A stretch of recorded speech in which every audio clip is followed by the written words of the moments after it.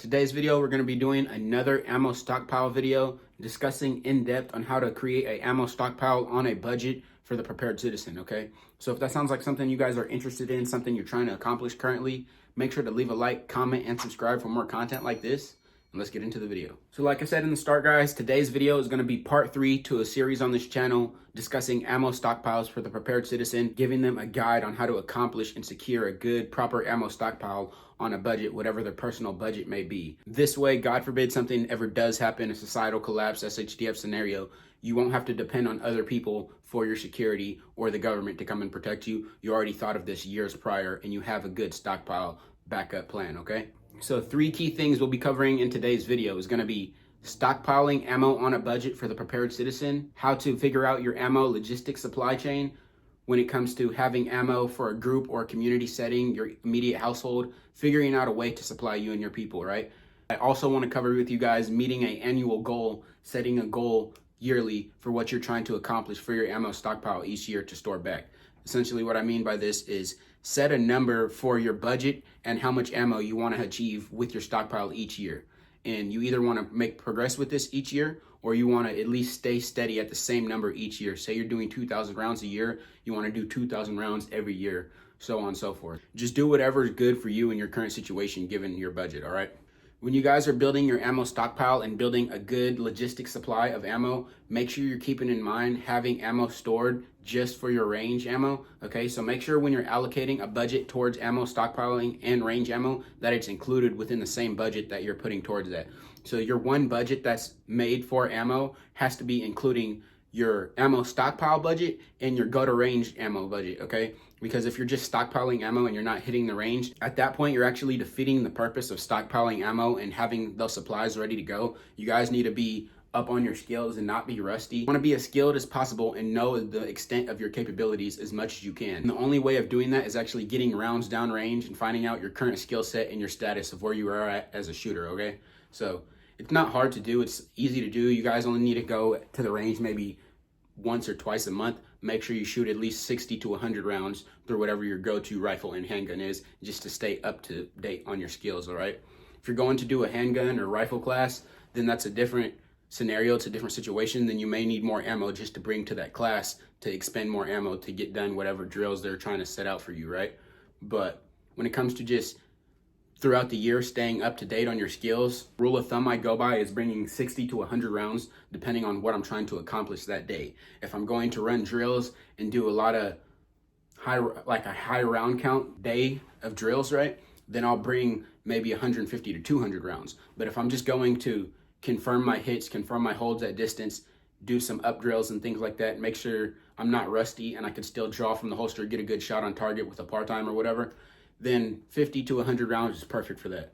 And that's another thing I want to talk about with you guys real quick before we go on to another subject is when it comes to stockpiling ammo and building up ammo on a budget as a prepared citizen, you guys need to steer away from the mindset of going to the range and just burning down ammo at the range, okay? I see a lot of people within the gun community, within all different various aspects of the gun community, just people with different mindsets. But one thing that's been common throughout the years is that people always want to spend a lot of money on ammo and just bring a big ass box of ammo in an ammo can, all right? It's completely unnecessary. And like I said, unless you're going to a class, you don't need 500 rounds to make progress. At a certain point, when you're bringing that many rounds to the range, you actually start getting diminishing returns. So it becomes a pointless, useless time of your skills because you're actually not building any more progress at that point.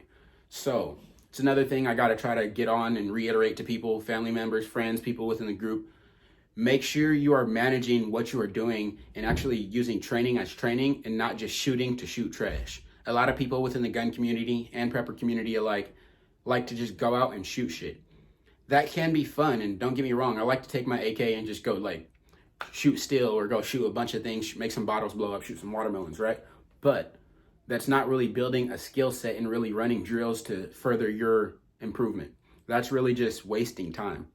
So The reason I'm mentioning training and shooting within the ammo stockpile video is because training has a lot to do with your ammo stockpile and how much you could stockpile ammo and how consistent you're able to do so. Giving your current schedule of firing, giving your current schedule of going to the range, it has a lot to do in correlation with how much ammo you could stockpile and keep on hand at a time. All I'm saying here is make sure you guys are training enough to keep your skills up, and make sure you're not just going to waste ammo when you're training. Make sure you're actually going to train with a mission. Set up a goal to accomplish. If you haven't shot past 100 yards, try to go shoot past 100 yards and see where you could hit. Things like that.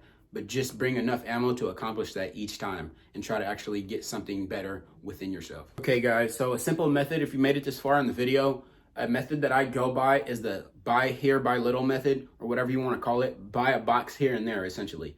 So every time you're out shopping near your local gun store, or you're at your local sporting good, whatever it may be, pick up a box here and there, or buy 1 or 2 boxes or 3. You never really need to buy more than 3 boxes if you're stockpiling ammo on a budget. Now, if you come into some money and you have the opportunity to go buy 500 rounds or a case, obviously do so if you have the opportunity. But if you currently need to watch your budget and prioritize other things besides ammo, but you still want to have ammo on hand and still want to train, go and pick up a box here and there, 2 boxes at a time. Before you know it, you'll have enough ammo to train multiple months, a month down the line, you know?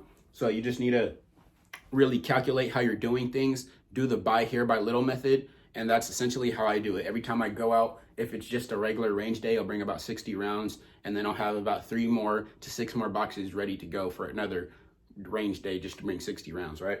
Also, when you guys are doing this, accomplishing an ammo stockpile or an ammo SHTF cache supply, right? Whatever you want to call it. Make sure you have an annual goal set. So my annual goal, I want to try to get 2,000 rounds every year. Some people that may seem like nothing, but you got to keep in mind, this is personally just for my ammo stockpile. I'm not going to touch these 2,000 rounds. These are just going to add to more ammo from the previous 2,000 rounds that were stored to the prior year. Okay, so try to figure out an annual goal of how much money you could budget towards your ammo and how much ammo you actually think is realistic for you to achieve and be able to buy each year. Don't try to set yourself an unrealistic goal that's going to try to bite off more than you could chew, and set a goal that you can't really achieve or accomplish. Most goals you can achieve or accomplish is going to take you longer, and some may be more feasible than others. So try to set up a goal that's more easy to accomplish, more feasible for you and your budget at the given time, and do something that's realistic for you. Like I'm saying, remember, you guys need to have ammo along with your annual goal. You got to have an annual stockpile or annual ammo set that's for your go-to training ammo. So the way I do it is I keep ammo outside of ammo cans in boxes ready to go, and I keep some ammo that's stored for SHTF purposes. All of that is in ammo cans. So anything that I'm going to go shoot at the range, I just look at my ammo that's not in the cans, and I'm like, okay, that's ready to go shoot. And then whenever that starts getting low, I know I have to replace whatever's sitting loose in the boxes, and so on and so forth. But it's a very simple method, a very simple system you use when you start to get it down packed and you realize the way your system runs.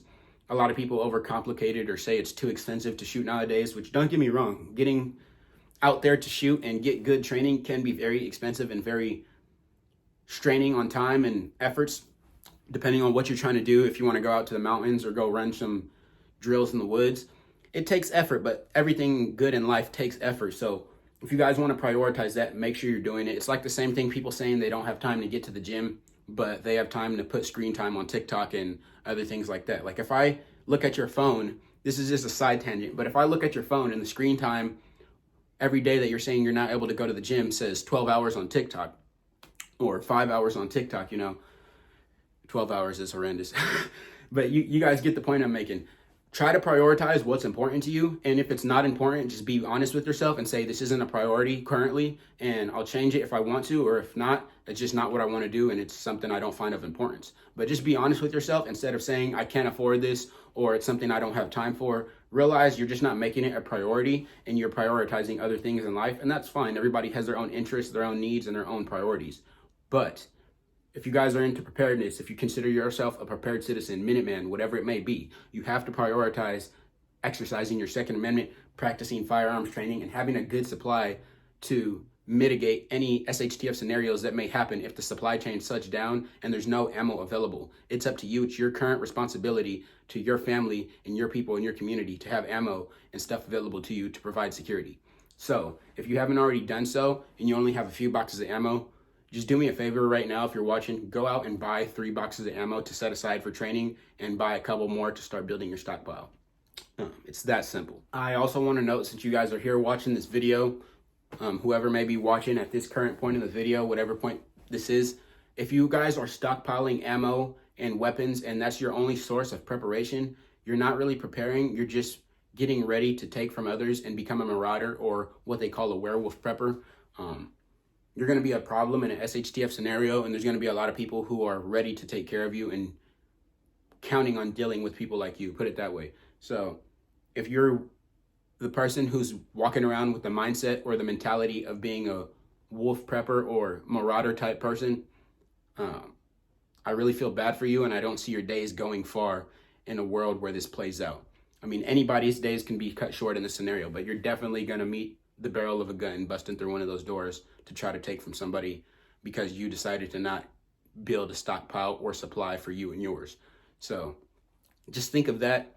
Really acknowledge that. If any of you guys are watching and you don't have preps, but you have guns and ammo, do yourself a favor. Stop watching this video and go watch a video on how to build a food and water stockpile, because that's much more important than you having any ammo, weapons, or anything like that. Your defensive capabilities only matter if you have something to defend. Obviously, your life is worth defending, but in this scenario, you guys actually got to have things that could make you an asset rather than a liability to you and your people. And if you got to go take from others, you're just a liability to your family, because what's going to happen when you do, like I said, meet the barrel of a gun busting through one of these doors, and now you're dead and your family's left without anyone to protect them. So it's kind of pointless, all your efforts. But yeah, it's just a quick little side tangent. I see a lot of people prepping, but not prepping the actual important things that are needed. If you guys think about it, the supply chain is going to be down for an extended periods of time. And even given today's situations in our current society, we don't know what's going to happen after this current election or without the current election. It could just be your own local SHTF scenario. Think about what happened in Texas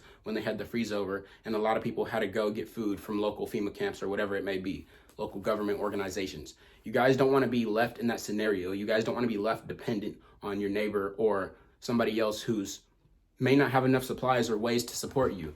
And it's not bad to depend on each other and be there for your neighbor, but you don't want to have to depend only on them. You want to be more of the person who could be proactive and try to help them. But in that method, you guys will be better off being able to help other people and have enough to help yourself in abundance and a surplus. I just wanted to cover a quick video talking about ammo stockpiles again, giving you guys a quick method on how to allocate a budget towards it, some quick tips and tricks on how I do it, how I still currently do it, and just some smart ideas to go with prepping and get you guys thinking along with proper prepper mindset and not just stockpiling weapons and ammunition. But I hope you guys went on to enjoy today's video. I'll have more videos like this coming out later on today or later this week involving prepping, things alike.